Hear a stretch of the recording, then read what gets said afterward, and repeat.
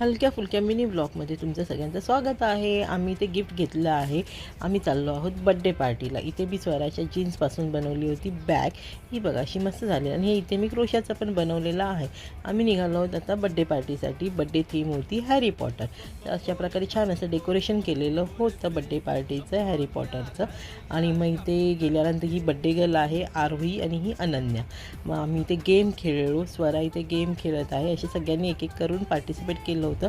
4 colours आहेत ते match करायचे आहेत।